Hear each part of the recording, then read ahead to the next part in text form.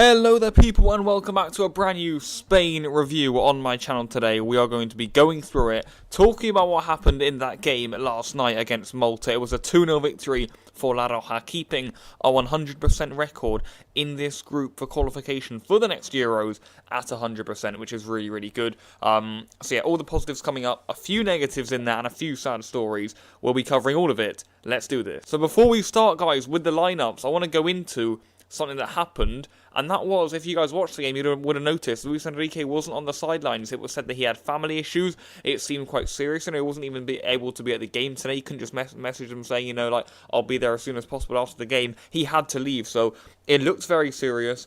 Everyone's hoping that he's alright, and that he can come back stronger from that, of course. We want Lucho to be well, and yeah. Having said that, he ended up setting out the lineup, so I think many thought that's why we had such a weird lineup, because Enrique was gone. Well, no, he still decided the lineup. He already knew that in mind before he had to be rushed away with family issues, and the lineup was as follows. He made 8 changes from the game that we won against Norway, and in my opinion, that we played quite well in. I was certainly expecting him to make changes, but a maximum of 5, really, and that was at the real maximum. I thought, he'd try and keep a rhythm, but we're certainly in a transition period with La Roja right now. He's definitely trying to find the right players in the right positions, the right players that fit together. Not sure if making 8 changes at once was the way of doing that, but hey, it's Luis Enrique. We got the win. It was Malta. We were able to do that. The team was as followed, with just Ramos, Asensio and Morata keeping their spots. Kepa in goal. Right back was Roberto. Left back was Gaia. In the middle of the defence, Hermoso this time partnered Ramos, left centre-back and right centre-back. Hermoso with the left foot, Ramos with the right. In the 3 midfielders, it was Rodri as the holding man, with Fabian Ruiz out, the team injured. Ahead of them was Canales and Saul, so that looks like it had quite a lot of balance to it, the midfield. Canales the most attacking option. Saul can go both ways, can't he, as a box-to-box playing for Atletico, and Busquets, or Rodri rather, as that Busquets holding midfield role. And then up front we had Asensio on the right, Bernat actually on the left, and Morata up front. I wouldn't say the lineup particularly worked. I did feel as if making that many changes kind of took away our rhythm, and we were struggling to create chances. Wasn't enough from a few players in there. Again, we're going to have to individual out a few, and that is exactly what we're going to be getting through. But anyway, going on with the game, there was a lot of sideways passing. I felt as if the reason that was because we didn't have our manager on the sidelines. He wasn't there to say we need to step this up. It felt like the World Cup again. There wasn't enough impetus. There wasn't enough urgency. And in the end, I think that hurt us a little bit. Even against a Malta side, we only scored 2 goals. When we actually ran at them, we got chances. When we put balls into the box, Morata was winning headers. He was making life a misery for the centre-backs. We got the ball to Morata twice in the box, really, and he scored twice, which I'll get onto in a minute. And if I'm being honest, I felt as if we didn't really do that enough in the game, and I just felt as if we did that more, then we certainly would have had a lot more luck in the final third. So yeah, there was a lot of sideways passing. Reminded me of the way we were under Hierro. It was a little bit frustrating to not have a manager out there again. We're feeling like that's happening all the time right now, don't we, in the national team? We went into a major tournament without one, really, with Hierro coming in last minute, so a little bit annoying, but if Enrique had to go, then he had to go, and we'll respect that. But yeah, I definitely felt as if we lost some guidance out there. The only real players that could create anything were Roberto, and that was pretty embarrassing, really, considering he's a good player, Roberto, for sure, but he's a right back, and he didn't start against Norway, and he's had to come in here, and he was the only one really creating anything throughout the game, and he's the only Barcelona player. Coincidence? I think not. So yeah, I feel as if that was where our issue came with, really. Having Bernat at the left wing spot didn't do anything. Asensio, extremely ineffective today. And the midfield, there wasn't enough of them. I don't feel as if Rodri had a good game. Someone who I always feel performs really consistently and is a great player for the future. Who else was in there? Saul. Well, it's no surprise Enrique left him out at first, because that was another shocking performance by Saul. How he didn't get on the score sheet, I'm not sure. He was getting in solid positions but couldn't hit the target, mainly being played through by Roberto once more. But he just didn't do enough in there, Saul. Didn't make himself enough of a presence, didn't get involved enough, and in the end he really did lack anything in midfield, if I'm being honest. Canales was here and there. I think in the second half he stepped up, probably could have had a goal at the end after Roberto set him up again. and in the end that shot went wide, and the attack was alright. You know, Morata playing in a system where your team passes the ball sideways for 90 minutes or so isn't easy, but when he got the ball in the box, he scored twice with it, and that's really good to see. The first coming in, the 31st minute, ball comes over by the Espanyol centre-back Hermoso, lovely chip ball over.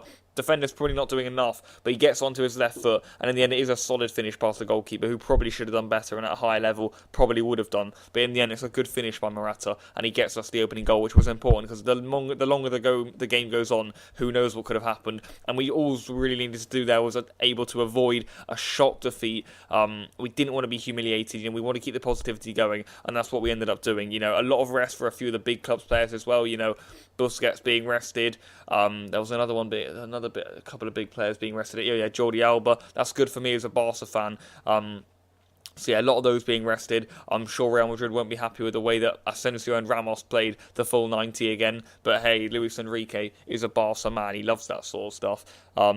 And yeah, in the end, we were able to rotate the pack a lot and eventually get the 2-0 victory in the second half. The second goal came from Morata. Navas, who came off the bench, actually ended up putting the ball in, and it was in the end headed in by Morata, as it always is. On the note of substitutions, Navas came on. He came on for Saul, which was a good decision, in my opinion, by the manager. And in the end, Roberto moved to midfield. Navas was the man who got that ball in and was a genuine threat for the rest of the evening, as he was against Norway, in my opinion. I think as if we found ourselves a great player in Jesus Navas. On the other substitution, it was Munain. He came on for Bernat, who seemed to be struggling the whole game, really, with, a groin injury in there? I couldn't really see. But yeah, he was limping a lot and didn't really have enough of an effect on the game. He would feel a little bit hard done by, you know, coming in, playing at left wing, not wing back, not even left mid, in a 4-4-2 maybe, where he would have been a lot better suited to be able to track back as well, and then burst up when he had a little bit more room and a little bit more width. You know, he was a central left forward almost, and for a player like Bernat, that really isn't what he wants to do. He wants to be getting to the byline, putting balls back, eventually using his pace and his good passing abilities, but he was too central, and he's not that sort of player, in my opinion, Bernat, as a full-back, and that was harsh on him. In the end, he was the one who was axed early on for Munain, who did show a little bit off the bench, not much if I'm being honest, and in the end, Rodrigo came on, did a nice flick to, was it Canales? Yeah, I think it was, but nothing was made of that attack, and in the end, didn't do much, let's be honest. Ramos came close on a couple of occasions, had a header over the bar in the last touch of the game, decent shot from quite a while out too, or quite a way out. And in the end, I would say the substitutions were decent from the assistant manager. I don't know who he was, that guy on the sidelines, by the way. I really don't. But yeah, in the end, he did all right with the subs. The lineup a little bit strange from Enrique, but we got the victory in the end. Players who performed well, I would say Roberto had a good game. Couldn't really say anything about Kepa, can we? I thought Ramos and Hermoso were decent. Gaia didn't do much wrong. Into midfield, I thought Rodri didn't have his best game. Neither did Canales, and Saul certainly didn't. In attack, I think we've got a big issue with Asensio. I don't feel as if he gives us enough going forward.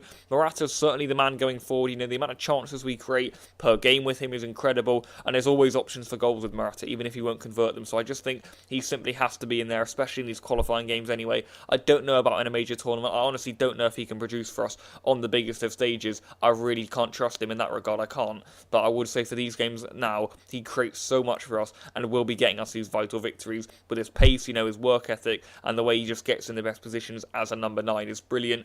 On the other side, you know, Bernat, I feel bad for the guy. Munain certainly added a bit more off the bench, looked a bit more natural. Navas is someone who really looks like a good fullback in it for the future, but Roberto also offers us a lot there in terms of, you know, getting the ball into the box with quick passing. I think that's incredibly useful, but Navas's great crosses from deep almost are also really effective, and that blistering pace he has down there isn't exactly going to go amiss. So I feel as if we've got a good issue there to be having at right back, and maybe the same can be said for left back, although I think Alba definitely trumps Guy's performance of late. And yeah, that's where this review is going to come to an end, guys. Please do drop a like on the video if you did enjoy it. Malta weren't the biggest test last night, but we got the job done, got the 3 points, and with Sweden's draw to Norway, that does indeed put us as clear leaders at the top of the group with I believe the team in second place. Maybe do they only have? I think they only have 4 points. I need to double check that. But either way, we should be top of our group. We have a 3+ goal difference now, which is nice to see too. And yeah, we've got Santiago Bernabeu next month too. That'll be a big game for us. I feel as if we win that, then we should really be home and dry in this group, or getting there anyway, because that'll really put off some of the other threat coming in from second and third from the likes of Sweden and Norway. Also, a game to Faroe Islands away will be coming up next international break. So look forward to that, guys. But yeah, for now, that is the end of international football for a while. I think we won't be back until next season at least, although we may indeed have some friendlies coming up in the summer. We'll have to see about that. I'll be reviewing all the Spain games when they come, even though they come quite, well, not often at all, do they? So yeah, I'll be reviewing them when I can, and I'll see you guys very, very soon. Drop a like if you have enjoyed it, and goodbye.